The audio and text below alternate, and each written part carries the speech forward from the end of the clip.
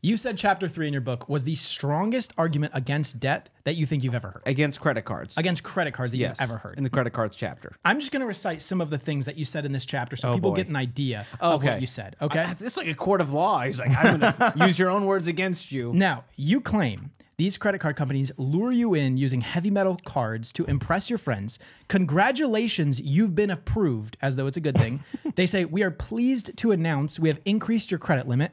They give you rewards. They give you sign-up bonuses. They give you discounts. They give you exclusive lounge access.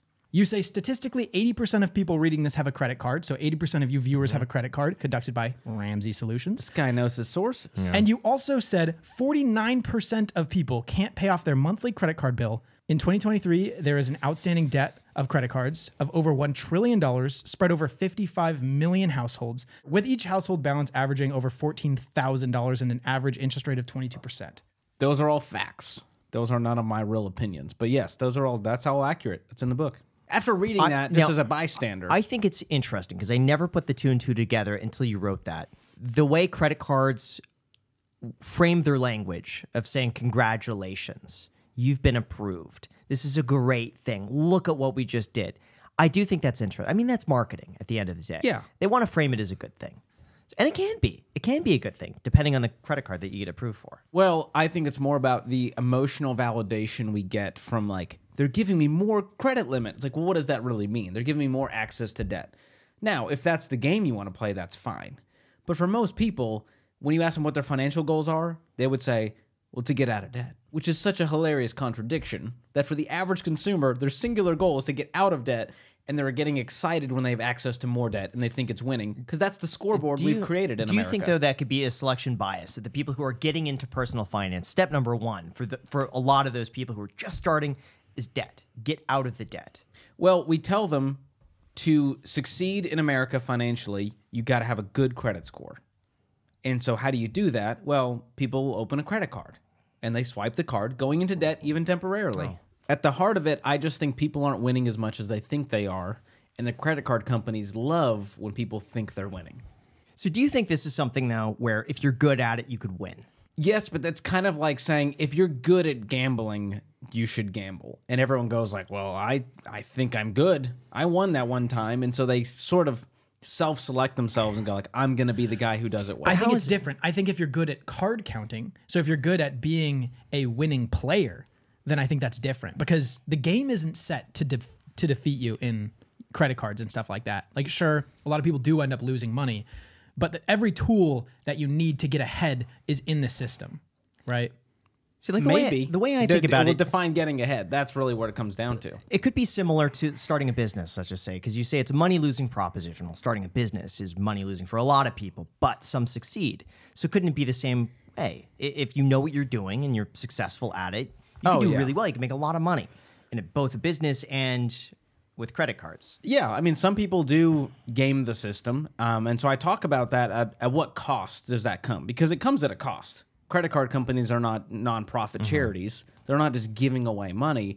And so I talk about where the money actually comes from that turns into rewards and cash back and points and all that. And as I got into it, like, it's just not pretty. It's not my opinion of like, well, it comes from this group over here.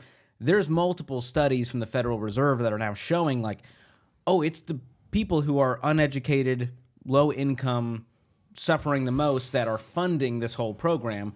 And it's not a moral thing to say you're a bad person if you get cash back. It's not that at all. But it doesn't make me feel like I'm winning when that's how the system works. It's just kind of gross. And so if I can opt out of it by using debit and cash, I'm opting out of it. And that's just one reason on top of many to not use the credit card. It's interesting you turn it into a moral argument because I've never seen it that way. If you could explain where that money is coming from and who's receiving the money, that'd be great. Like in exact terms. Oh, yeah. Well, the Fed found that $15 billion moves from the poor, uneducated, lower income to the higher educated, wealthy. And there's billions and billions of dollars that gets moved in that way. And it's all stemming from the credit card companies. And a lot of people say, well, George, credit card companies, the money I'm getting in my cash back is from transaction fees. It's from the interchange. The interchange. That's what they're saying. But I actually looked at the data, and Capital One has their earnings report right there online for anyone to go check out. And it turns out it was like 75% of the earnings from Capital One's credit card revenue came from interest, not from But now that's transaction Capital interchange. One. What about American Express? Well, American Express is different. They have a different business model, and you know that. And so where does most of their money come from? It comes from charging the highest possible transaction fee in the industry, 3.5% to businesses when you swipe that American Express.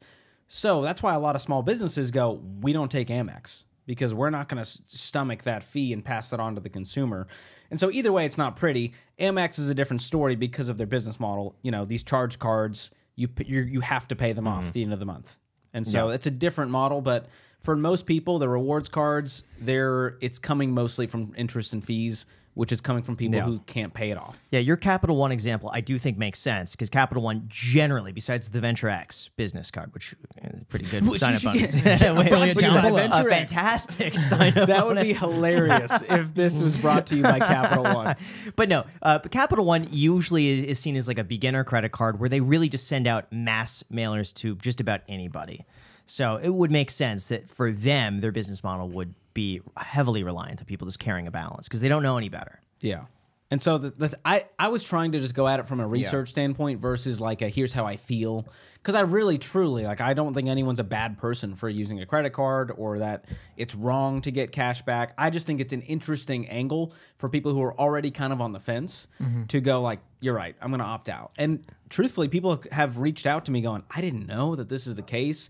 And it finally made me cut up the card. And now I feel more free than ever. And I'm building wealth faster.